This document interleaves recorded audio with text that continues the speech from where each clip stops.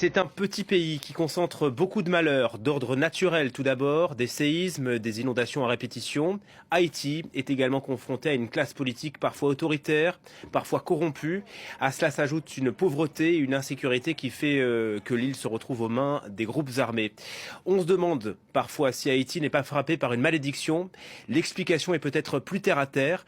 Dans une série exceptionnelle, le New York Times publie une enquête sur l'histoire de la dette haïtienne et explique comment notamment, Haïti a été obligé de payer pour obtenir son indépendance de la part de la France. On en parle avec vous, Constant Méheux. Bonjour. Bonjour. Merci de nous accorder votre temps. Vous êtes journaliste au New York Times et vous avez donc participé à cette incroyable série, un long travail qui a duré plus d'1 an, je crois. D'abord, qu'est-ce qui vous a conduit à vous intéresser à Haïti et à l'histoire de sa dette ? Bon, écoutez, exactement ce que vous venez de dire, c'est-à-dire qu'on a une collègue qui s'appelle Catherine Porter, qui connaît bien Haïti, qui a fait beaucoup de reportages là-bas, et qui à chaque fois qu'elle allait sur place se demandait mais comment se fait-il que ce pays est aussi pauvre ? Comment se fait-il qu'il n'y a pas de système de métro ? Comment se fait-il qu'il n'y a pas d'égout qui fonctionne ? Comment se fait-il qu'il n'y a pas de système d'éducation publique solide ? Et petit à petit, elle a entendu parler de cette histoire, cette fameuse dette de l'indépendance, qui est aussi une des raisons, en plus de celle que vous venez d'évoquer, mais qui est une raison qui, elle, a été complètement oublié. Et donc on a voulu revenir justement sur cette histoire de la dette d'indépendance, de voir comment est-ce que cette dette qui est unique, qui est un cas unique dans l'histoire, où un pays où les anciens esclaves vont finalement payer des compensations à leurs anciens maîtres, a finalement aidé à faire rentrer Haïti dans un cycle d'endettement perpétuel, infernal, selon certains historiens, et donc a impacté son développement économique. Alors tout commence 20 ans après l'indépendance d'Haïti. Le roi Charles X lance un ultimatum à la population. C'est soit la guerre, soit la bourse. Les Haïtiens vont devoir payer l'équivalent de 150 millions de francs à leur ancien maître. On verra que ça sera beaucoup plus au final. 150 millions, c'est colossal pour le budget d'Haïti à l'époque. Alors à l'époque, c'est colossal. On a quelques estimations du PIB d'Haïti en 1825 et ces estimations donnent un PIB à 50 millions. Donc on est sur une dette qui représente 3 fois le PIB du pays.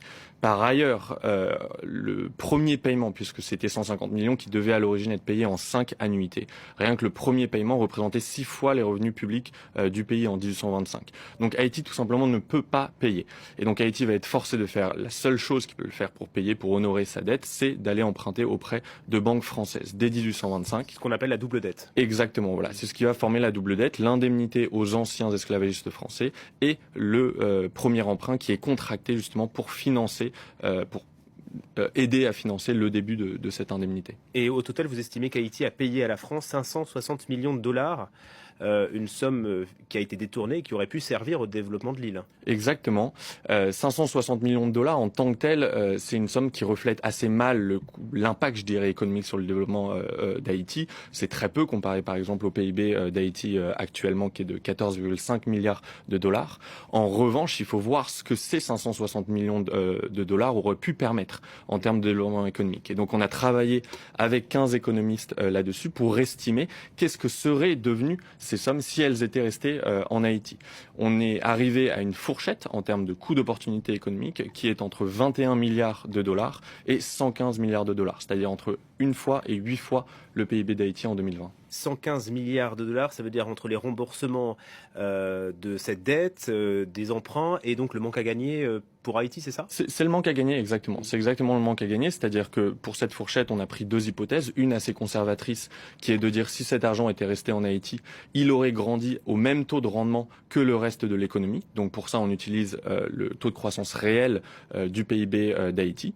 Mais beaucoup d'économistes nous ont dit, attendez, ce sont des sommes qui sont tellement énormes qu'elles auraient de toute façon boosté la croissance économique d'Haïti. Un peu comme en République dominicaine, qui partage l'île. Voilà, exactement. Et donc on a pris en fait la croissance économique moyenne du reste des pays d'Amérique latine, et en utilisant cette croissance économique moyenne comme taux de rendement pour ces sommes, on arrive à 115 millions. Et c'est vrai que c'est frappant, encore une fois, qu'on est sur la même île, un pays où il y a justement des réseaux de métro, des réseaux d'égouts, des écoles, et puis vous traversez la frontière et vous arrivez en Haïti où c'est une situation bien différente. Ce système, il a duré combien de temps ? Alors, ce système en tant que tel sur la double dette, elle a été remboursée définitivement en 1888. Mais pour rembourser cette double dette, on l'a dit, Haïti a dû emprunter une première fois, puis a emprunté de nouveau dans les années 1870, en partie aussi dans l'espoir de pouvoir rembourser cette double dette. Les ressources avaient été tellement, pompées aussi par ces paiements à la France que Haïti a dû ensuite emprunter de nouveau à la fin du 19e siècle. Et donc la mainmise financière de la France sur Haïti, elle a duré jusqu'à la fin du 19e siècle, au moment où les États-Unis sont devenus, la puissance dominante. Et avant l'arrivée des Américains, il y a eu une banque française aussi qui a mis la main sur le trésor haïtien. Le Crédit industriel et commercial, exactement. Le CIC. Le CIC, voilà. En 1875, le CIC est derrière un prêt qui va être justement accordé à Haïti, en partie à l'origine justement pour aider à finir de rembourser cette double dette. Et c'est surtout en 1880 que le CIC rentre véritablement en Haïti en créant la Banque nationale d'Haïti, qui est censée justement aider le développement économique d'Haïti.